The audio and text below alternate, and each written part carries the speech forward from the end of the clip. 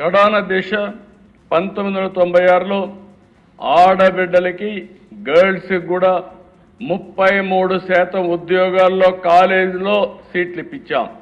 చాలామంది నా దగ్గరకు వచ్చి ఒక మాట అన్నారు, మీరు 33% ఇస్తున్నారు, మెరిట్లో వస్తారు, 50 క్రాస్ అవుతారు, మేమేం కావాలంటే పర్వాలేదు, బ్యాక్లాగ్ ఉంది, ఆడపిల్లలను చదువుకోవాలని ప్రోత్సహిస్తే ఈరోజు నేను గర్వంగా చెప్తున్న దిశ, ఎక్కడైనా చదువుకున్న ఉద్యోగాలు చేసేవాళ్ళు అడిగితే భార్య భర్త ఐటీ ప్రొఫెషనల్స్ అయితే ఎవరికి ఎక్కువ ఆదాయం వస్తుందంటే ఆడబిడ్డలకే ఎక్కువ ఆదాయం వచ్చే పరిస్థితికి వచ్చింది.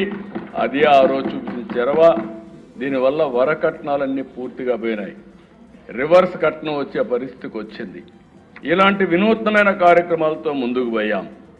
ఇంకో పక్కన దిశ, నేను రాజకీయాల్లోకి వచ్చిన రోజులు మాకు బ్లాక్స్ ఉండేవి. ఇప్పుడు మండలాలు ఎన్టీ రామారావు గారు వచ్చిన తర్వాత పరిపాలనా సంస్కరణలో బ్లాక్స్ తీసుకొచ్చాడు. ఆ రోజు సమితిలు ఉండేటివి, ఆ రోజు జిల్లా పరిషత్ ఉండేది. ఆ రోజు చూస్తే అధ్యక్ష, ఎవరైనా జిల్లా పరిషత్ చైర్మన్ దగ్గరికి పొలం దగ్గరికి పోయి నన్ను ట్రాన్స్ఫర్ చేయమని అడిగితే ఇది చేస్తే ఆయన దగ్గర కాగితం ఉండేది కాదు, సిగరెట్ తాగే బ్యాక్ పేపర్ ఉండేది, దానిపైన ఆర్డర్ చేసి పంపించేవాడు. You can imagine.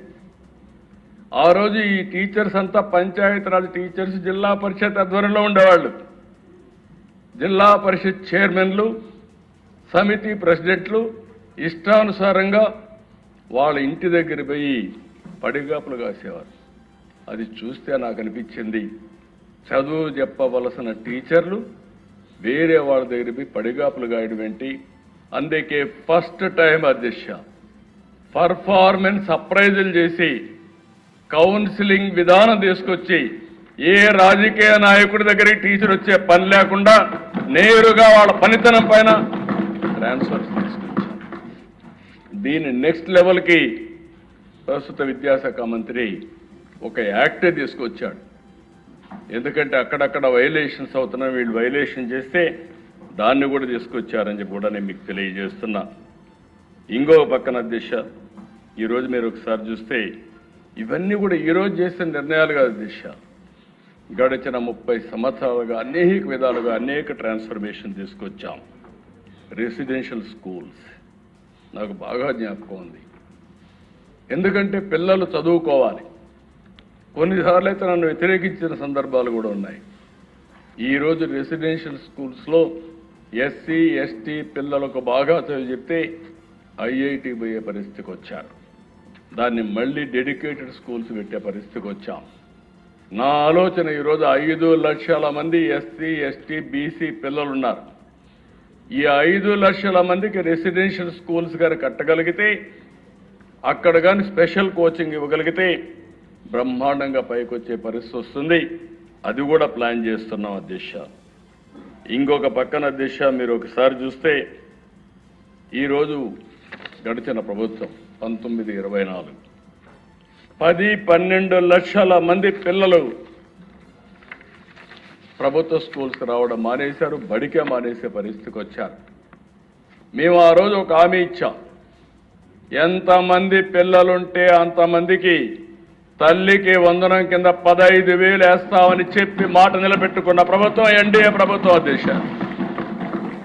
దీనివల్ల మీరు చూసినప్పుడు ప్రైవేట్ స్కూల్ సుప్రీంకోర్టు ఆదేశాలతో, ఇంకొక పక్క మీరు చూస్తే ఏదైనా ప్రైవేట్ స్కూల్స్లో కూడా first class admissions government recommendation, government దీనికి ఇవ్వాలి, కోటా కింద ఇవ్వాలని చెప్పి పెట్టారు. ఈరోజు అది ఉన్నప్పటికీ చరిత్రలో మొట్టమొదటిసారిగా ఎప్పుడు కూడా ప్రైవేట్ స్కూల్ పోయే పిల్లలు మొట్టమొదటిసారిగా విద్యా ప్రమాణాలు బాగున్నాయి కాబట్టి 1 లక్ష మంది పిల్లలు ప్రైవేట్ స్కూల్ నుంచి గవర్నమెంట్ స్కూల్స్కి వచ్చారంటే అది ఒక చరిత్ర. ఇది ఓవర్ నైట్ అయిపోలేదు దిశ. ఇవన్నీ కూడా ఒక నమ్మకం, ఒక ప్రొసీజర్ అయినాయి. ఇక్కడికి వస్తే దిశ, ఈరోజు డిఎస్సి, నేను ఒకటే చెప్తున్నా మాట్లాడే వ్యక్తులకి, మీకైనా విశ్వసనీయత ఉండాలి, మీరు చెప్పే విషయాలకైనా సమాచారం ఉండాలి. వాస్తవం ఉండాలి. ట్రూత్ లేకుండా ఏదో గుడ్డ కాల్చి వేరే వాళ్ళపైన వేస్తానో బురద జల్తానో అంటుకుంటుందనే పరిస్థితికి వచ్చారు. నేను ఎన్నికల ముందు చెప్పాను, ఊరూరులో చెప్పాను. నేను ఆ రోజు చెప్పిన మాట మీరు ఆలోచిస్తే అధ్యక్ష, 5 ఏళ్లుగా ఒక టీచర్ని ఇవ్వలేదు. మీరందరూ ప్రిపేర్ అయ్యారు, చాలా నష్టపోయారు. అందుకే ఆనాటి ఎడ్యుకేషన్ మినిస్టర్ నా దగ్గరకు వచ్చి చెప్పినప్పుడు నా పాదయాత్రలో కూడా ఇవన్నీ చూశాను. నాకు బాధ ఉందంటే ఆ రోజు ఆయన్ని అడిగి ఎంతమంది ఉన్నారో ఎక్సర్సైజ్ చేయమన్నా. మెగా డిఎస్సీ కింద 16,300 ఉద్యోగాలు ఇవ్వాల్సి వస్తుందని 397 ఇవ్వాల్సి వస్తుందంటే క్యాబినెట్లో పెట్టి ఫస్ట్ సంతకం అధ్యక్ష ఎలక్షన్ మేనిఫెస్టోలో పెట్టాం. నేను పవన్ కళ్యాణ్ గారు అదే మరిగా బీజేపీ ముగ్గురం కలిసి ఎలక్షన్ మేనిఫెస్టో కూడా రిలీజ్ చేసి చెప్పిన మాట ప్రకారం మొదటి సంతకం పెట్టింది మెగా డిఎస్సీ పైన పెట్టాను. పెట్టడమే కాదు, నేను టైం చెప్పాను. ఇది విశ్వసనీయతకు సంబంధించిన విషయం, ఇమ్మీడియట్గా చేయమని. మొత్తం ఉద్యోగాల TCS Iron Secure Testing Platform, Conduct of Examinations, Declaration of Scores, Zone of Consideration Certification Verification, Horizontal and Vertical Reservations, Grievance Redressal Mechanism, Final Selection and Appointments, Court Cases. ఇవన్నీ కూడా మీరు ఒకసారి చూస్తే ఫైనల్గా మీరు చూసే సెలక్షన్ ప్రాసెస్ అన్నీ చేసి మళ్ళీ ఏమాత్రం అశ్రద్ధ ఉండకూడదని నేరుగా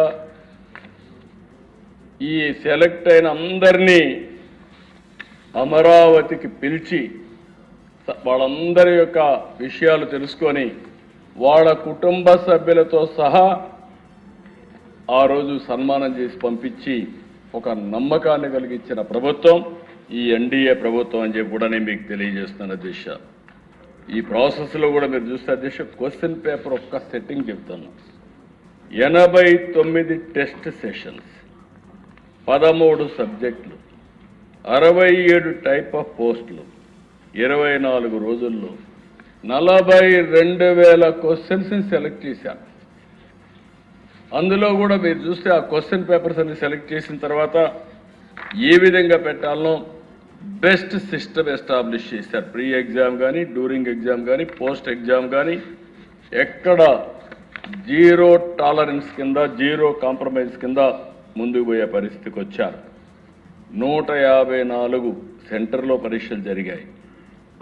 19 అవుట్ సైడ్ ఆంధ్రప్రదేశ్ చేసే పరిస్థితికి వచ్చారు. సిబిటి కంప్యూటర్ బేస్డ్ టెస్ట్ మోడ్లో మొత్తం కండక్ట్ చేశారు. డిక్లరేషన్ ఆఫ్ స్కోర్స్ కూడా everything online, everything is transparent అధ్యక్ష. ఇంకొక పక్కన హారిజాంటల్ వర్టికల్ రిజర్వేషన్స్ ఎంతమందికి ఇచ్చారో కూడా వర్టికల్ మొత్తం వెరిఫికేషన్ అవుట్కమ్ చూస్తే 16,291 వ్యక్తుల్ని కంప్లీట్ చేసి కన్సిడర్ చేస్తే 15,941 మంది సెలెక్షన్ అయ్యారు. 722 మంది రిజెక్ట్ అయ్యారు. దానిపైన ఆ మెరిట్స్ ప్రకారం ఇలాంటివన్నీ చేసే దిశ హారిజాంటల్ వర్టికల్ రిజర్వేషన్. ఇటీవల మేము ఒక స్పోర్ట్స్ పాలసీ కూడా తీసుకొచ్చాం. 2% నుంచి 3%కు పెంచాం.